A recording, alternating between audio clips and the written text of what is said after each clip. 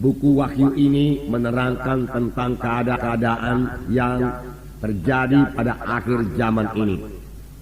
Dan Yohanes menuliskannya. Dan firman Tuhan mengatakan ini akan segera terjadi dan harus terjadi. Tuhan sendiri memerintahkannya kepada Yohanes. Pada waktu itu Yohanes lagi dibuang di Pulau Patmos. Dan Yesus datang kepadanya dan mengatakan kepada Yohanes bahwa dia harus menuliskan apa yang dia lihat dan dia dengar. Lalu jadilah buku Wahyu ini, saudaraku. Surat ini, saudaraku, ditujukan kepada malaikat ketujuh sidang jemaat yang ada di Asia. Yang dimaksud dengan malaikat sidang jemaat di sini adalah pemimpin sidang atau gembala sidang.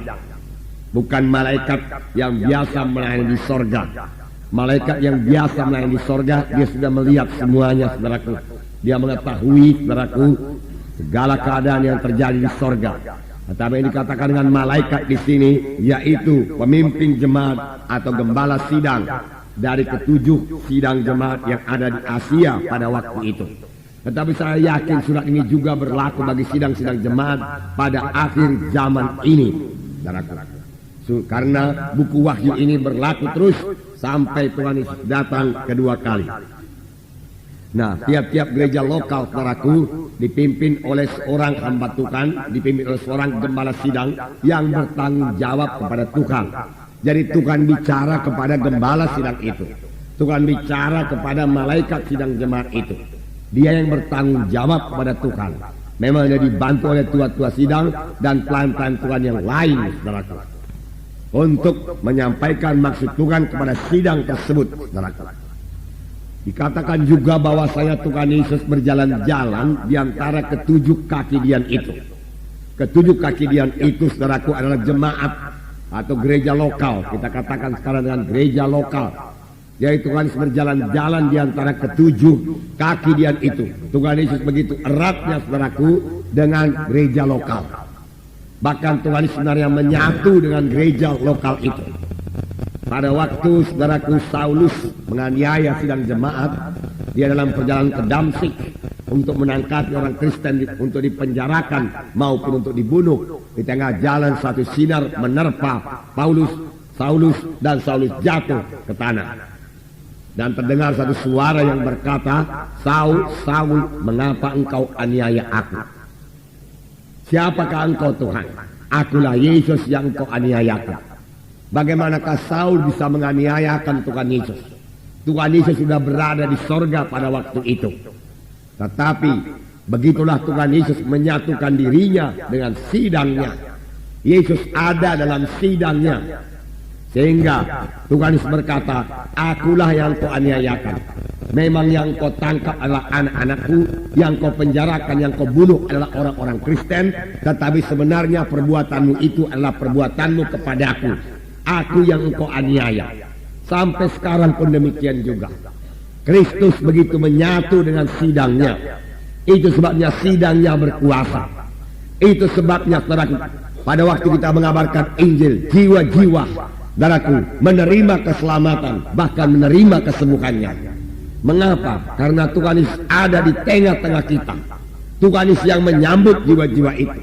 Sebenarnya lebih jauh lagi Tuhan Yesus yang membawa jiwa-jiwa itu. Saya yakin tidak ada orang yang kebetulan hadir dalam kebaktian-kebaktian Natal kita belakangan ini yang datang dengan kebetulan. Roh Kudus memimpinkan mereka datang karena Tuhan menghendaki mereka mendengarkan Injil. Karena ada firman Tuhan juga berkata, sebelum Tuhan Yesus datang kedua kali, Injil harus dikabarkan ke seluruh muka bumi ini, sehingga tidak ada nanti orang yang berdalih-dalih. Dia sudah mendengar berita Injil. Sekarang terserah kepada mereka untuk menerima atau menolaknya. Tuhan tidak akan pernah memaksa mereka. Saudaraku, mengapa Tuhan membangunkan gereja lokal ini? Dan dalam buku Matius dikatakan, pintu alam maut sekalipun tidak bisa mengalahkannya. Jadi gereja lokal ini, gereja Tuhan ini akan hadir sampai Tuhan datang kedua kali. Bahkan gereja lokal inilah, gereja yang hidup inilah yang akan menjadi pengantin bagi Kristus, saudaraku. Yaitu saudara dan saya yang sudah selamat, yang sudah lahir baru, yang dibentuk terus sampai seperti Yesus. Dalam pembacaan Alkitab kita beberapa waktu yang lalu, dalam 1 Yohanes pasal 2 ayat 6 dikatakan, barang siapa yang ada di dalam Yesus, dia harus hidup sama seperti Yesus hidup. Memang ayat ini sebagai satu tantangan kepada kita. Kalau kita memakai pikiran manusiawi kita, rasanya tidak mungkin kita hidup sama seperti Yesus hidup. Bagaimana mungkin kita ini manusia biasa hidup sama seperti Yesus hidup? Tetapi firman Tuhan tetap ya dan amin. Standar Tuhan tidak pernah turun. Tuhan minta kita hidup sama seperti Yesus hidup. Berarti kita bisa hidup sama seperti Yesus hidup. Mengapa, saudaraku? Bagaimana firman Tuhan 2 minggu yang lalu saudaraku dikatakan, orang yang ada dalam Kristus tidak berbuat dosa lagi. Mengapa? Karena benih Allah tinggal dalam dia. Kita sudah lahir daripada Allah. Ada kehidupan Tuhan memasuki kehidupan kita. Dengan kehidupan daripada Tuhan itulah kita mengalahkan dosa.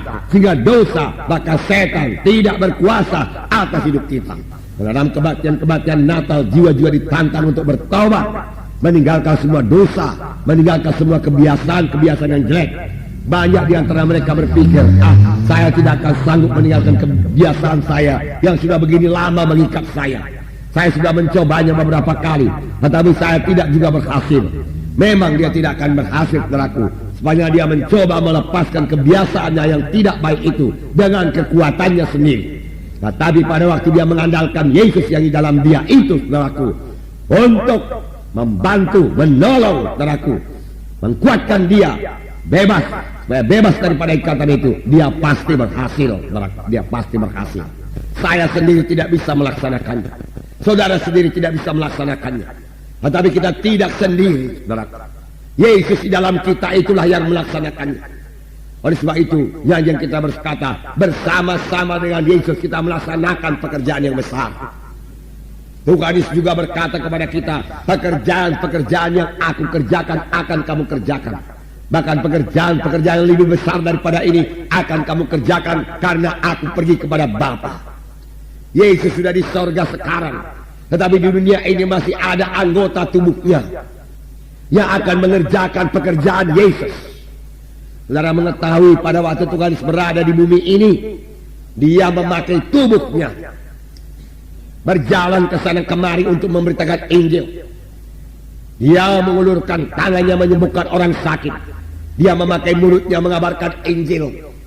Dia berkata, hai anakku, dosamu sudah diampuni. Memang 2 perkara barangku dilakukan Tuhan Yesus yang paling banyak dilakukan Tuhan selama dia di dunia ini, yaitu dia berkata kepada jiwa-jiwa, hai anakku, dosamu sudah diampuni. Kemudian Tuhan Yesus berkata, hai anakku, sembuhlah engkau daripada penyakitmu itu. 2 perkara ini senantiasa dilakukan Tuhan. Pada waktu Tuhan Yesus berada di bumi ini, dia berjalan dengan kakinya dan dengan tangannya dia meletakkan tangan. Sekarang dia sudah ada di sorga. Bagaimana dia meletakkan tangan? Bagaimana, saudaraku, dia berkata lagi, hai anakku, dosamu sudah diampuni atau mengajar? Saudaraku, sekarang Tuhan memakai anggota tubuhnya, yaitu saudara dan saya, yang telah menggabungkan diri dalam satu gereja yang hidup, yang telah menyerahkan diri menjadi anggota satu gereja yang hidup.